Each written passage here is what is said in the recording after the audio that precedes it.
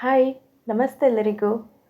ನಿನ್ನೆ ವಿಡಿಯೋದಲ್ಲಿ ನಾನು ನಿಮಗೆ ಹೇಳಿದ್ದೆ, ನಾನು ಅಂದರೆ ಯಾರು, ದೇವರು ಅಂದರೆ ಯಾರು, ನಾವು ಯಾಕೆ ಇಲ್ಲಿಗೆ ಬಂದಿದ್ದೇವೆ, ನನ್ನ ಕೆಲಸ ಏನು ಇಲ್ಲಿ ಅನ್ನೋದನ್ನು ತಿಳಿಬೇಕು ಅಂತ ಹೇಳಿದರೆ ನಮ್ಮ ಜೀವನದಲ್ಲಿ ನಮಗೆ ಅಂತೇಳಿ 1 ಗಂಟೆ ಟೈಮ್ ಕೊಟ್ಟು ಆ 1 ಗಂಟೆ ಟೈಮಲ್ಲಿ ಮೌನವಾಗಿರಬೇಕು ಅಂತೇಳಿ ಹೇಳಿದ್ದೆ ಅಲ್ವಾ. ಅದು ಎಷ್ಟು ಜನರಿಗೆ ಅರ್ಥ ಆಗಿದೆ ಅಂತೇಳಿ ನನಗೆ ಗೊತ್ತಿಲ್ಲ. 1 ಗಂಟೆ ನಮಗೆ ಟೈಮ್ ಕೊಡೋದು ನಮ್ಮಿಂದ ಸಾಧ್ಯನಾ? ಅಷ್ಟಕ್ಕೂ ನಾವಂದರೆ ಯಾರು? ನಿನ್ನೆ ವಿಡಿಯೋದಲ್ಲಿ ಸ್ವಲ್ಪ ಹೇಳಿದೆ ಅಲ್ವಾ. ನಾನು ಅಂದರೆ ಒಂದು ಹುಳು ಅಷ್ಟೆ. ನಾವು ಮನುಷ್ಯ ಅಂತ ತಿಳ್ಕೊಂಡಿದ್ದೇವೆ. ನನಗೆ 2 ಕೈ ಉಂಟು, 1 ಬಾಯಿ ಉಂಟು, 2 ಕಿವಿ ಉಂಟು, ನಾಲಿಗೆ ಉಂಟು, 2 ಕೈ ಉಂಟು, 2 ಕಾಲುಂಟು, ನಾನು ನಡಿತೇನೆ, ನಾನು ಮಾತಾಡ್ತೇನೆ, ಅದಕ್ಕೆ ಮನುಷ್ಯ ಅಂತ ಹೇಳ್ಬೋದು.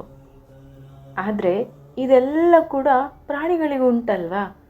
2 ಕಿವಿ ಉಂಟು, 2 ಕಣ್ಣುಂಟು, ಮೂಗುಂಟು, ಬಾಯಿ ಉಂಟು, ನಾಲಿಗೆ ಉಂಟು, 2 ಕೈ, 2 ಕಾಲು, ಹೊಟ್ಟೆ, ಬೆನ್ನು, ಪ್ರತಿಯೊಂದು ಉಂಟು.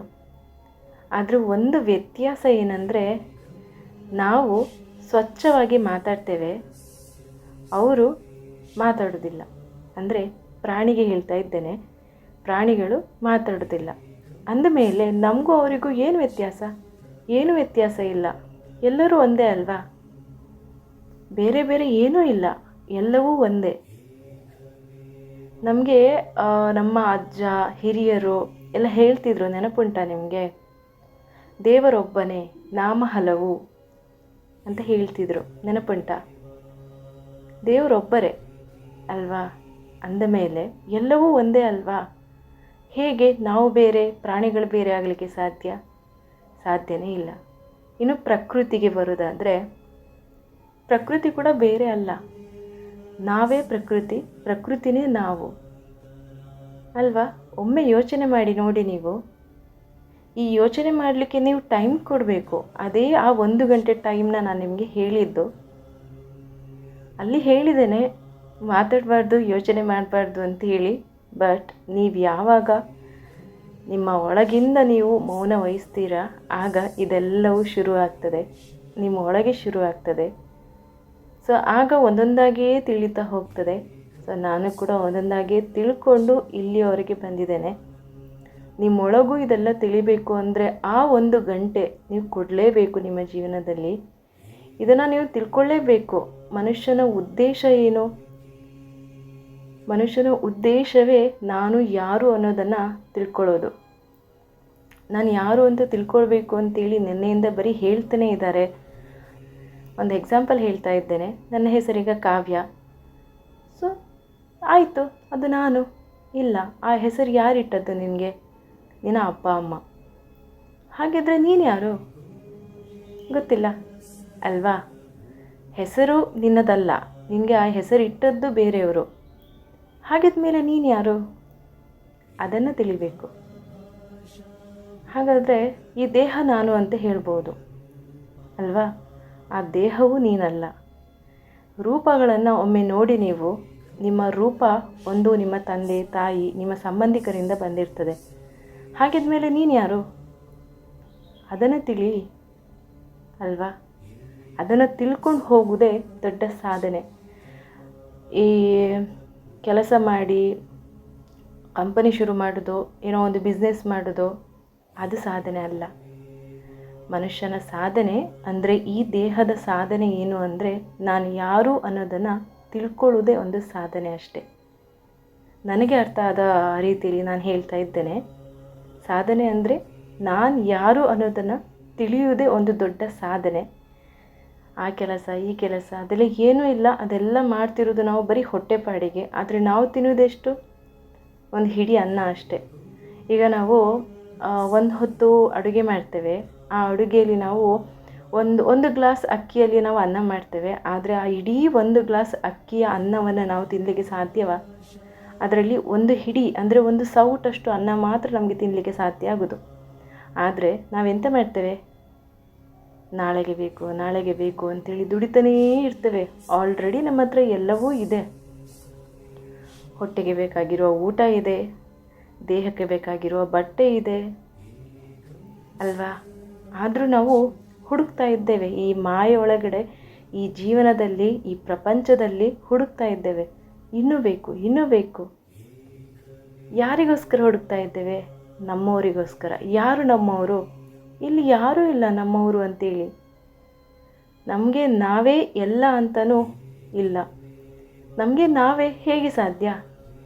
ನಾವು ಸತ್ತ ಮೇಲೆ ಈ ದೇಹವೇ ನಮ್ಮ ಜೊತೆಗೆ ಬರೋದಿಲ್ಲ. ಈ ದೇಹವನ್ನು ಇಲ್ಲೇ ಬಿಟ್ಟು ಹೋಗುವವರು ನಾವಲ್ವಾ. ಅಂದಮೇಲೆ ನಮಗೆ ನಾವೇ ಹೇಗೆ ಸಾಧ್ಯ? ಇಲ್ಲ, ಅದು ಸಾಧ್ಯ ಇಲ್ಲ ಅಲ್ವಾ. ಹಾಗಿದ್ದ ಮೇಲೆ ಈ ಪ್ರಪಂಚ ಏನು ಗೊತ್ತಾಗೋದಿಲ್ಲ ಅಲ್ಲ. ನಾವು 1 ಗಂಟೆ ಟೈಮ್ ಕೊಟ್ಟು ಸುಮ್ಮನೆ ಮೌನವಾಗಿದ್ವಿ ಅಂದರೆ ಇಷ್ಟೆಲ್ಲ ಉದ್ಭವ ಆಗ್ತದೆ ಅಲ್ವಾ. ಸೊ ಇದಕ್ಕೆಲ್ಲ ಆನ್ಸರ್ ಸಿಗ್ತದೆ. ಸತ್ಯ ಅಲ್ವಾ ನಾನು ಹೇಳ್ತಿರೋದು? ಇದೆಲ್ಲ ನಿಜನೇ ಅಲ್ವಾ? ಯಾವುದು ಕೂಡ ಏನು ಸುಳ್ಳಲ್ಲ, ಎಲ್ಲ ನಿಜನೇ. ಆದರೆ ಇಷ್ಟೆಲ್ಲ ಕ್ವಶನ್ಗಳು ಹುಟ್ಟುಕೊಳ್ಳೋದು ಯಾವಾಗ ಹೇಳಿ? ನಮ್ಮಲ್ಲಿ ನಾವು ಮೌನಿ ಆದಾಗ ಮಾತ್ರ. ನೀವು ಮಾತಾಡ್ತಾನೇ ಇರಿ, ಯೋಚನೆ ಮಾಡ್ತಾನೇ ಇರಿ, ಅಲ್ಲಿ ನಿಮಗೆ ಆಗೋದೇನು?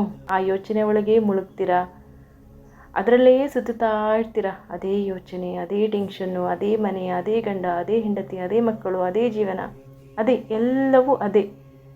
ಒಟ್ಟಾರೆ ಹೇಳಬೇಕು ಅಂತೇಳಿ ಹೇಳಿದರೆ ಈ ಜೀವನ ಒಂದು ಚಕ್ರ. ಆ ಚಕ್ರದಲ್ಲಿ ನಾವೆಲ್ಲ ಸುತ್ತುತ್ತಾ ಇದ್ದೇವೆ. ನಿಮಗೆ ಅಭಿಮನ್ಯು ಸ್ಟೋರಿ ಗೊತ್ತಿರ್ಬೋದು ಅಲ್ವಾ. ಅವರು ಈ ಚಕ್ರವ್ಯೂಹದಲ್ಲಿ ಸಿಕ್ಕಾಕಿಕೊಂಡು ಹೊರಗಡೆ ಬರಲಿಕ್ಕೆ ಎಷ್ಟೇ ಪ್ರಯತ್ನ ಪಟ್ಟರೂ ಕೂಡ ಆಗಲೇ ಇಲ್ಲ. ಈಗ ನಾವು ಕೂಡ ಹಾಗೆ ಇರೋದು. ಅಂದರೆ ಈ ಮಾಯೆ ಒಳಗೆ ಸಿಕ್ಕಾಕಿಕೊಂಡು ಉಂಟಲ್ಲ, ಯೋಚನೆಗಳ ಮೇಲೆ ಯೋಚನೆ, ಅವರದನ್ನು ನೋಡಿ ನಾವು ಮಾಡಬೇಕು, ಇವರದನ್ನು ನೋಡಿ ನಾವು ಕಲಿಬೇಕು, ಏನೋ ಒಂದು ಓಡ್ತಾ ಇದ್ದೇವೆ. ಅಂದರೆ ಚಕ್ರದಲ್ಲಿ ತಿರುಗ್ತಾ ಇದ್ದೇವೆ ಅಷ್ಟೇ. ಆ ಚಕ್ರದಿಂದ ಹೊರಗೆ ಬರಬೇಕು, ಈ ಮಾಯೆಯಿಂದ ಹೊರಗೆ ಬರಬೇಕು. ಈ ಚಕ್ರದಿಂದ ನಾನು ಬಿಡಿಸಿಕೊಂಡು ಆರಾಮವಾಗಿ ನೆಮ್ಮದಿಯಿಂದ ಇರಬೇಕು. ಯಾವುದೇ ಟೆನ್ಷನ್ ಇರಬಾರ್ದು, ಯಾವುದೇ ಗೊಂದಲ ಇರಬಾರ್ದು, ಯಾವುದೇ ಕ್ವಶನ್ಸ್ಗಳಿರಬಾರ್ದು ಅಂತ ಹೇಳಿದರೆ ಏನು ಮಾಡಬೇಕು? ಸಿಂಪಲ್, ಮೌನ ಅಷ್ಟೇ.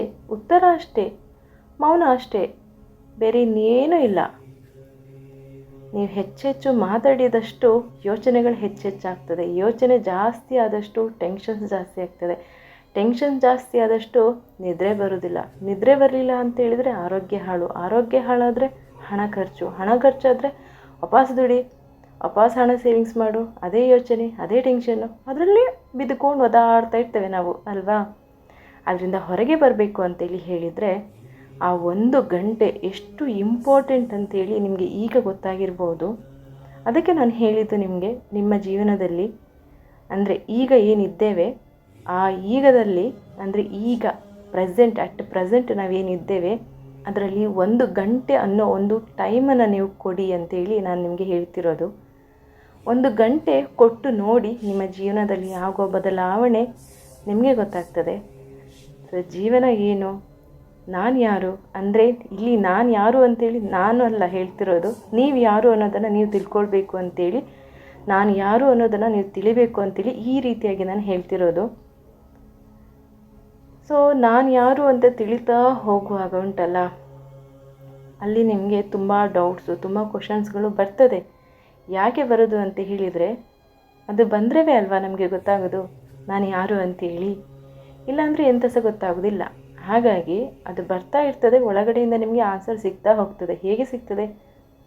ಆ 1 ಗಂಟೆ ಮುಖಾಂತರ.